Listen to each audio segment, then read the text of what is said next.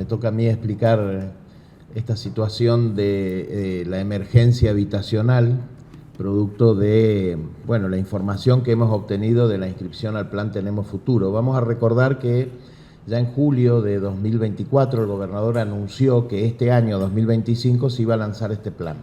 Se hizo de esa manera. El 21 de abril de este año se abrió la inscripción para todas aquellas familias que tenían una necesidad habitacional. Esa inscripción cerró el 21 de julio, el lunes pasado, a las 24 horas, y tenemos los primeros datos preliminares de lo que se obtuvo de esa inscripción. Lo que podemos decir es que se han inscrito o han manifestado tener esta situación de necesidad habitacional 66.504 familias de nuestra provincia. Esto representa, si tomamos la cantidad de personas incluidas en los formularios de inscripción, 190.761 personas, que si lo relacionamos con la población de la provincia, según el censo 2022, que eran 542.069 habitantes, estamos hablando claramente que un 35%, un poquito más de un tercio de la población de la provincia no tiene resuelta la situación habitacional. Es un dato alarmante por un lado, porque decimos, bueno, esto evidentemente es producto de la discontinuidad de la política habitacional en nuestra provincia. Recordemos que la última inscripción que se hizo de viviendas fue la de 2011 al Plan Progreso y Sueños.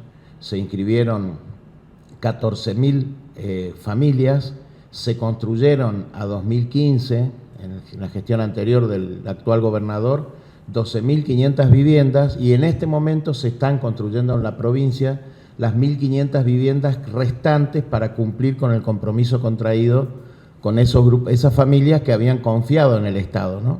Más allá de que sea un gobernador o otro, ellos habían confiado, habían pagado las cuotas y tenían la esperanza de tener resuelto ese problema.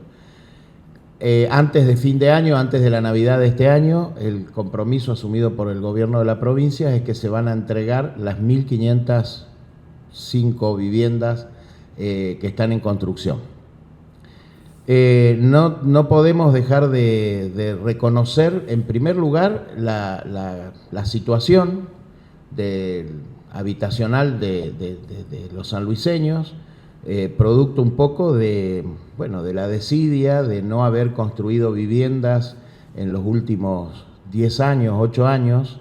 Esto genera que la demanda se vaya incrementando. Si hablamos sobre el proceso de inscripción, que es la primera fase de este plan, podemos decir que la demanda por departamento e incluso por localidad coincide. Hay una concomitancia con los datos poblacionales, es decir, hay una relación directa con la población de cada localidad. Esto nos permite deducir que la inscripción llegó hasta el último rincón de la provincia. Fue una inscripción de carácter universal, todo el mundo se pudo inscribir, no hubo obstáculos, no hubo barreras, no hubo que hacer colas, no hubo que viajar, fue absolutamente digital a través de un formulario muy simple de completar.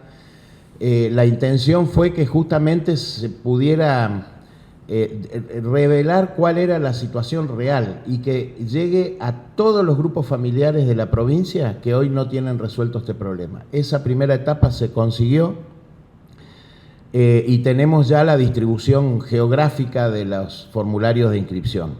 Hay muchísima información al respecto, ya oportunamente iremos comunicando. Por supuesto que todos estos datos van a ser validados primero con la documentación respaldatoria. Vamos a seguir trabajando de manera digital en todo sentido para evitar los traslados, los gastos o los obstáculos que genera a veces el desplazarse.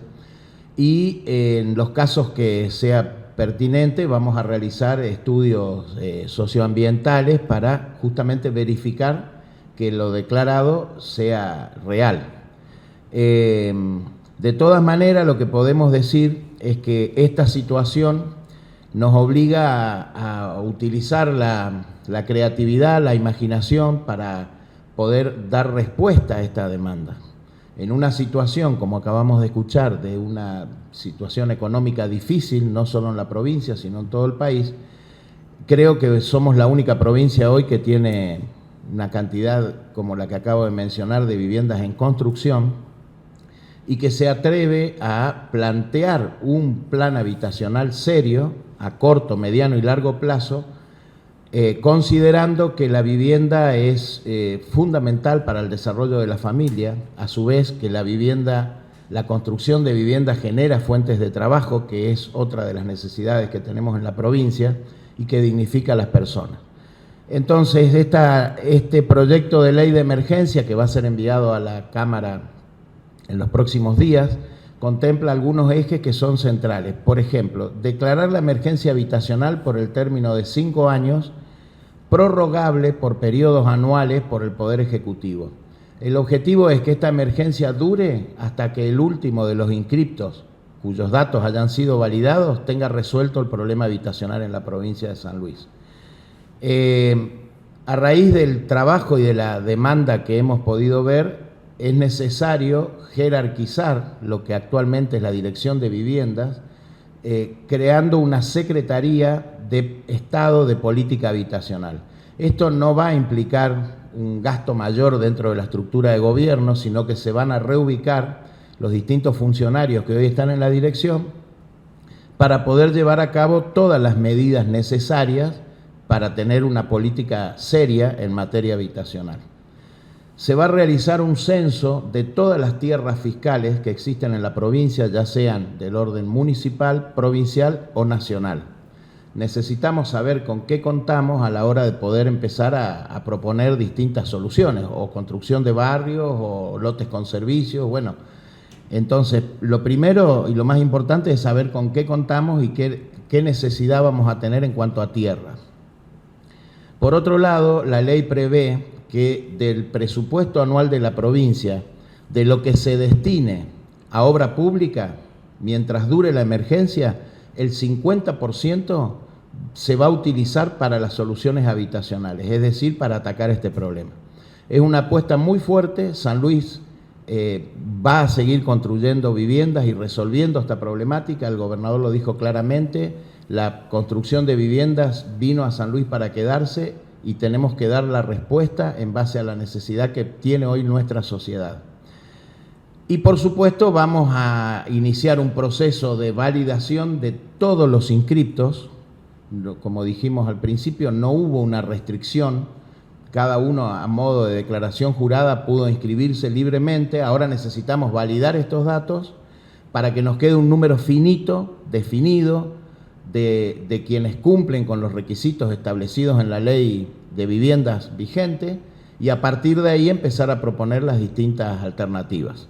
Suponemos que esto nos puede llevar como mínimo 90 días, así que nos pondremos a trabajar de lleno, en principio en la validación de los datos y en el censo de las tierras fiscales. Como primera medida tenemos datos que se pueden obtener de las mismas bases existentes, como registro de propiedad inmueble, catastro, y por otro lado después vamos a empezar, una vez que se haga el primer filtro, digamos, vamos a empezar con los que van quedando a pedir documentación respaldatoria de lo declarado.